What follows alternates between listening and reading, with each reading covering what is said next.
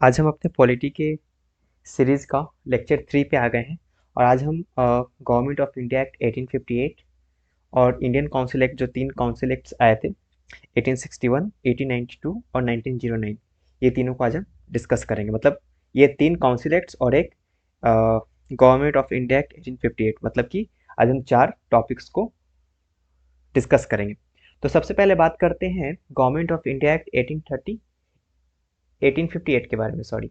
तो इसमें ऐसा क्या हुआ था कि आपको पता है कि 1857 में रिवोल्ट हुआ था। इसको फर्स्ट वॉर ऑफ इंडिपेंडेंस भी बोला जाता है हिस्टोरियन के द्वारा। तो इसमें जितने भी प्रॉब्लम्स आए थे ना, उन प्रॉब्लम्स को एड्रेस करने के लिए गवर्नमेंट ने नेक्स्ट ईयर 1858 का एक्ट लाए थे। तो ऐसा हुआ कि इसको इन्होंने क्या नाम दिया, good governance government of India act, मतलब कि act for good government.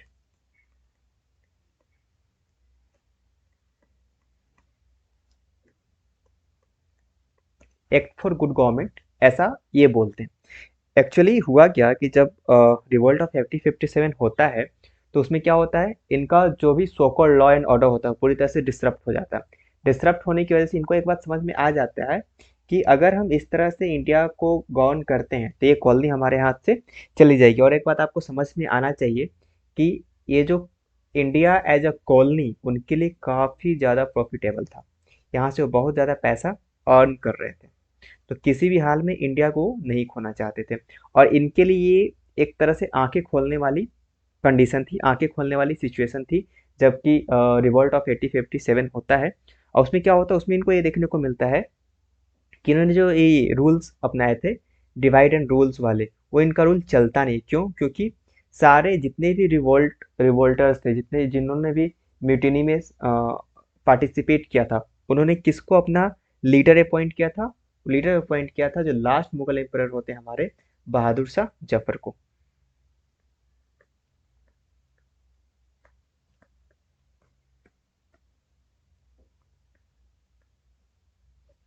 Bahadur Shah Zafar, शायद जेड होता है जफर में।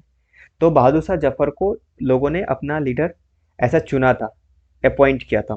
तो क्या होता है, हिंदू मुस्लिम यूनिटी देखने को मिलती है, जो कि अंग्रेजों के लिए आई ओपनिंग सिचुएशन था। तो इससे इससे उन्होंने सुलझने के लिए अगले साल गवर्नमेंट ऑफ इंडिया एक्ट 1858 लाते, जिसको कि ये लोग एक्ट फॉर गुड गवर्नमेंट बोलते हैं अपने हिसाब से, बाय द वे।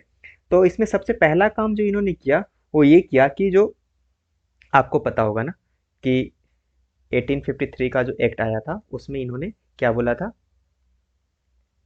कि, सॉरी,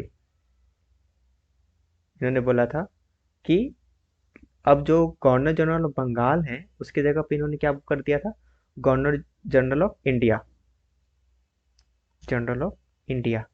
तो गवर्नर जनरल ऑफ इंडिया के पोस्ट को इन्होंने हटाकर इन्होंने क्या कर दिया, वायसराय ऑफ इंडिया। और जो पहले वायसराय बनते हैं वो बनते हैं लॉर्ड कैनिंग, ये लॉर्ड कैनिंग बनते हैं first viceroy of our country on that time, British India के टाइम पे। और भी इन्होंने बहुत सारे सिग्निफिकेंस चेंजेस लाए थे इंडिया के अंदर में। इसने सबसे पहले डुअल गवर्नमेंट को हटा दिया था, जो कि रेगुलेटिंग एक्ट के तहत, सॉरी, पिट्स इंडिया एक्ट के तहत इन्होंने दो बॉडी एस्टेब्लिश करी थी। एक का नाम था board of director, board of control, और दूसरे का नाम था court of director.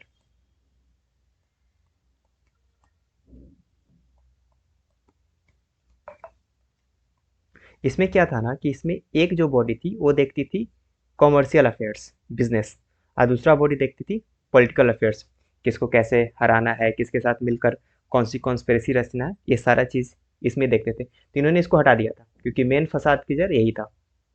Dual government को इन्होंने एबॉलिश कर दिया था। उसके बाद इन्होंने एक नया ऑफिस क्रिएट करते हैं जिसका नाम होता है secretary of state for India. इसमें क्या करते हैं ना कि ये एक बंदा अपॉइंट करते हैं जिसकी सैलरी इंडियन इंडियन इंडियन खजाने से देनी थी, इंडियन ट्रेजरी से देनी थी। और ये जो बंदा होता है of secretary of state for India, ये ये ब्रिटिश ब्रिटिश कैबिनेट का मेंबर होता और किसके प्रति रिस्पॉन्सिबल होता था ब्रिटिश पार्लियामेंट के प्रति रिस्पॉन्सिबल होता था। इसके बाद से एक 15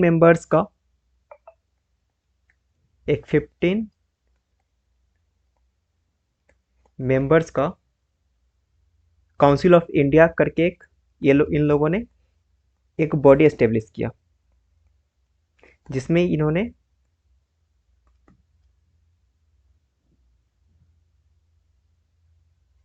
जो कि एक एडवाइजरी नेचर का बॉडी था, जो कि गवर्नमेंट को अलग अलग मुद्दों पे एडवाइस करता था। इस प्रकार इतने इतने सारे प्रोविजंस होते थे जो हमने कवर कर लिए गवर्नमेंट ऑफ इंडिया एक्ट 1858 के तहत। अब चलते हैं जो भी 3 काउंसिल एक्ट्स आए थे उसके बारे में हम थोड़ी बातें कर लेते हैं। इस काउंसिल एक्ट्स में ना ये इंडियन पार्लियामेंट्री सिस्टम है या फिर इंडियन लेजिस्लेटिव सिस्टम है, इसमें एक काउंसिल एक्ट काफ़ी सिग्निफिकेंट होता है। क्यों? क्योंकि इसमें कुछ ऐसे ऐसे प्रोविजंस लाए गए थे जो कि आज भी एग्जिस्ट करते हैं।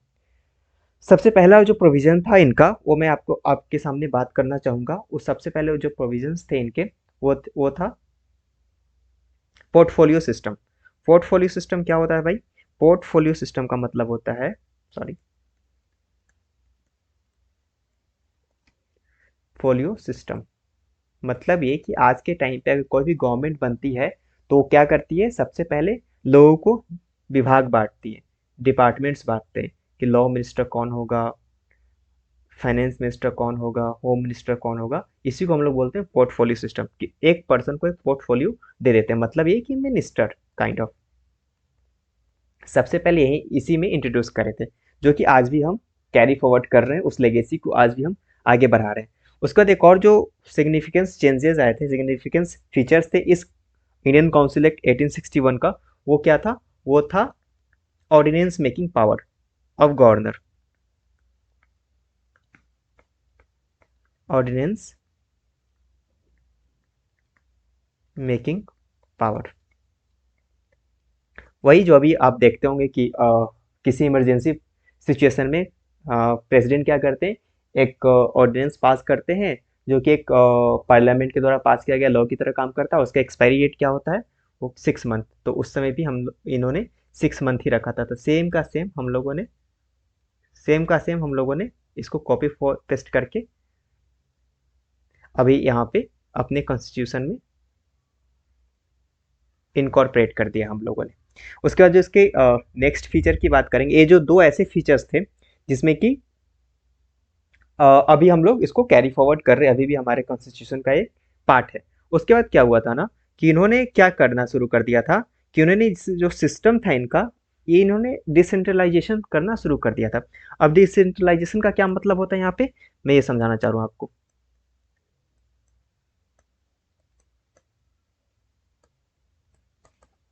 देखिए, एक वर्ड होता है सेंट्रलाइजेशन, अगर डी हटा दे तो सेंट्रलाइजेशन।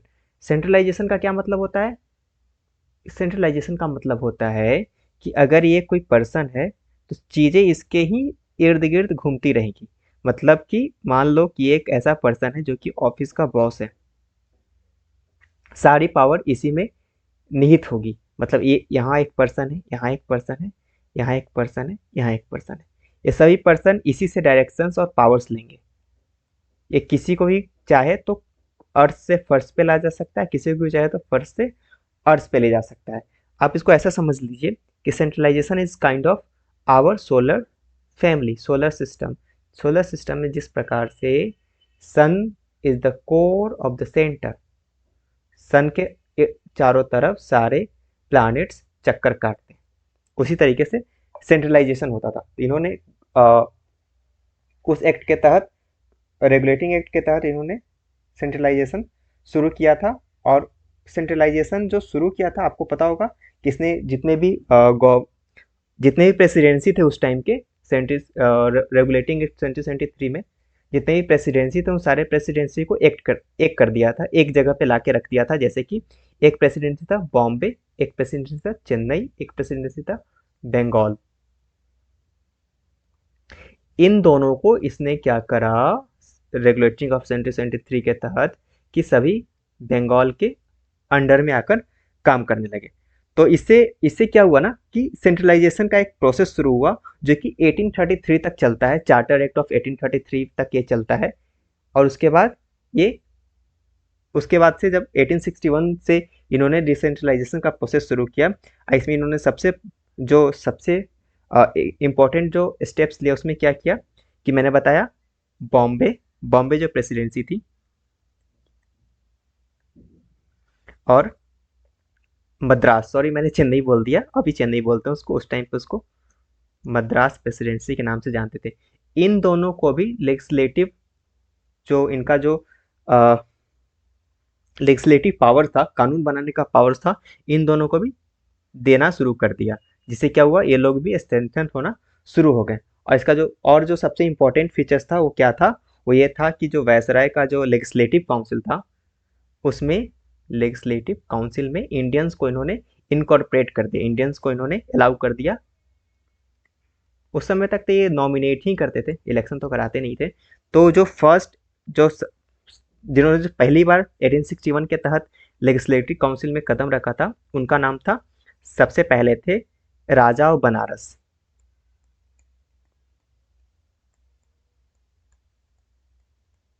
उसके बाद जो सेकेंड नंबर पे थे वो कौन थे, महाराजा ऑफ पटियाला।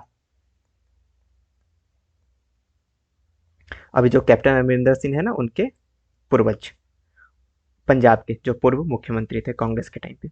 और सर दिनकर राव, ये बहुत बड़े एडवोकेट थे।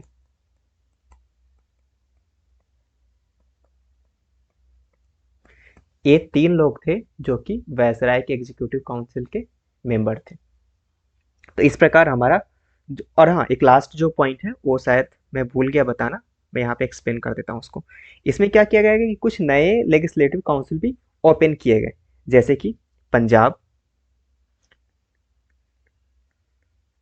बंगाल, और अभी का जो गिलगित बल्तिस्तान और खैबर पख्तूनख्वा का रीजन है जो कि पाकिस्तान में है अभी, उसको बोलते थे इन लोगों के टाइम पे north west frontier province, NWFP। तो इन ये तीन लेजिस्लेटिव काउंसिल भी इन्होंने ओपन करे। तो ये 1861 का जो भी प्रोविजंस थे वो मैंने एक्सप्लेन कर दी। अब बात करते हैं इंडियन इंडियन काउंसिल एक्ट 1892। ये इतना सिग्निफिकेंस नहीं था, बस इसमें एक ऐसे प्रोविजंस ऐड किए गए थे जो कि काफ़ी इम्पोर्टेंट हो जाता है, जो कि मतलब हमारे जो पार्लियामेंट्री सिस्टम है उसको डेवलप करने में काफ़ी इम्पोर्टेंट रोल प्ले करता है। इसमें जो एक सबसे इम्पोर्टेंट फीचर्स ऐड किया गया था ना, वो था इनका कि बजट पे हम डिस्कस कर सकते थे। मतलब कि जो भी ब्रिटिशर्स बजट पास करते थे हमारे लिए, उस पे डिस्कशंस इन्होंने अलाउ कर दिया था, ताकि देशवासियों को पता चले कि आखिर बजट में क्या खामियां हैं और क्या बुराइयां हैं। इसमें क्या किया गया था ना कि इन्होंने सीट इंक्रीज कर दिया था।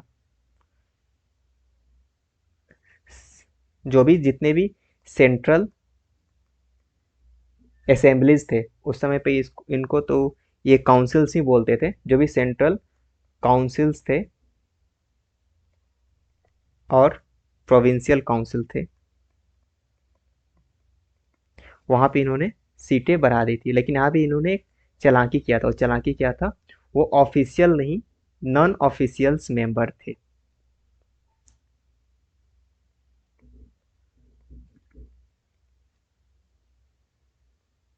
नॉन ऑफिशियल्स मेंबर थे सारे के सारे।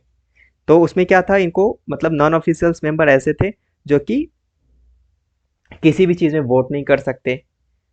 ठीक है, वो किसी भी चीज़ में अगर इलेक्शन का नौबत आया तो वोटिंग नहीं डाल सकते थे। तो इसकी वजह से इनको कोई खास फर्क पड़ नहीं रहा था इनके नंबर बढ़ा देने से। और लेकिन अभी भी जितने भी ऑफिशियल्स मेंबर थे, मेजोरिटी उन्हीं का था, जो कि उन्होंने खुद के द्वारा इलेक्ट कर रखे थे। अब बात करते हैं काउंसिल एक्ट 1909 के बारे में। इसमें जो सबसे इम्पोर्टेंट फीचर्स होता है ना, वो ये होता है कि वायसराय का जो एग्जीक्यूटिव काउंसिल होता है, उसमें इंडियंस को इन्होंने इनकॉर्पोरेट करना शुरू किया था। पहला इंडियंस को इन्होंने भेजा था उनका नाम था सत्येंद्र प्रसाद सिन्हा। ये भी एक उस टाइम के बहुत बड़े वकील हुआ करते थे। ये इनका इमेज है, सत्येंद्र प्रसाद सिन्हा, जो कि पहले इंडियंस थे जो कि एग्जीक्यूटिव काउंसिल के मेंबर बनते वायसराय के। और ये ऐसे लॉ मेंबर के रूप में इनको अपॉइंट किया जाता है एग्जीक्यूटिव काउंसिल में, वायसराय के एग्जीक्यूटिव काउंसिल में। उसके बाद सबसे जो इम्पोर्टेंट इसका फीचर था, जो कि बाद में हमारे लिए काफ़ी ज़्यादा नुकसानदायक और बहुत ही पीड़ादायक होता है, जो कि हमारे पार्टीशन के रूप में वो कन्वर्ट हो जाता है, वो था सेपरेट इलेक्टोरेट।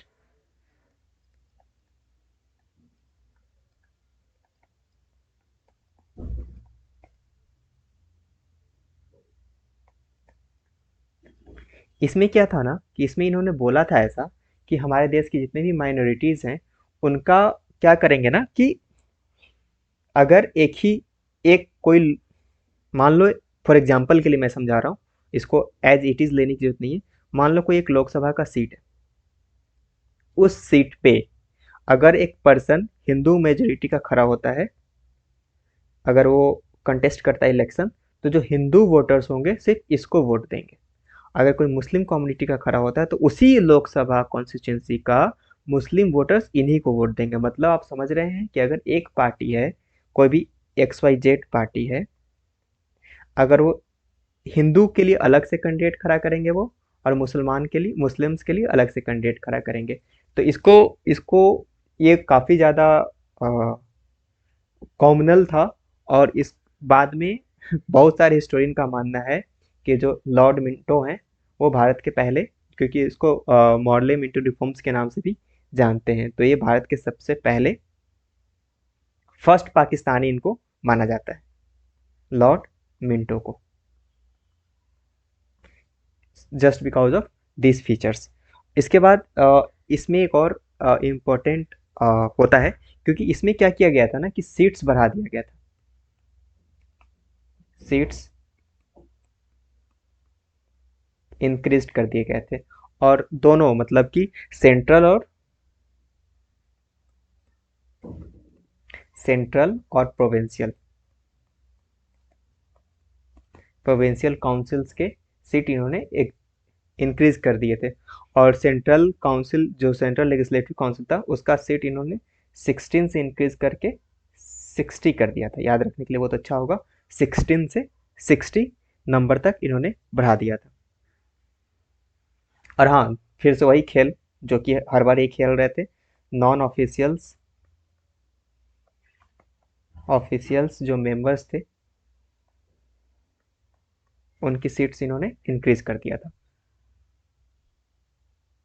और बजट पे सप्लीमेंट्री क्वेश्चंस पूछ सकते थे, बजट जो कि 1892 के, जो बताया था मैंने कि आप बजट पे क्वेश्चन, बजट को डिस्कस कर सकते थे। इसमें बजट के बाद आप क्वेश्चन भी पूछ सकते थे कि किस डिपार्टमेंट को कितना बजट एलोकेट किया। तो मतलब कि सप्लीमेंट्री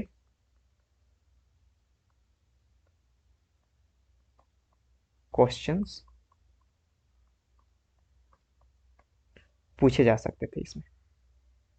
तो ये सारे फीचर्स थे 1909 के गवर्नमेंट ऑफ इंडिया एक्ट्स के। इसे इसको इंडियन काउंसिल एक्ट के नाम से भी जानते हैं। अब बच गया 3 एक्ट और बच गए, उसमें से एक है गवर्नमेंट ऑफ इंडिया एक्ट 1919, दूसरा है गवर्नमेंट ऑफ इंडिया एक्ट 1935, और लास्ट है इंडियन इंडिपेंडेंस एक्ट 1947।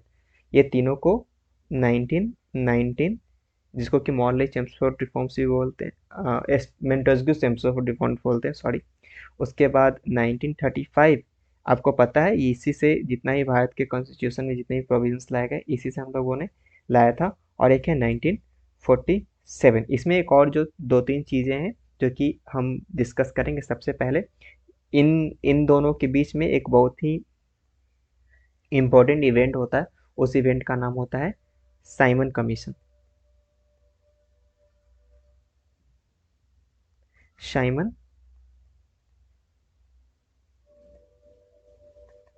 कमीशन।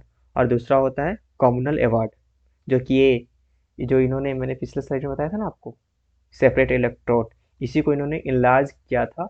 और यहाँ पे सिर्फ मुस्लिम्स की बात करी थी इन्होंने, लेकिन आगे चल के इन्होंने दलित्स की भी बात करने लगे थे। तो कॉमनल कॉमनल अवार्ड्स के बारे में भी हम लोग चर्चा करेंगे नेक्स्ट वीडियो में। तो ये था हमारा आज का लेक्चर।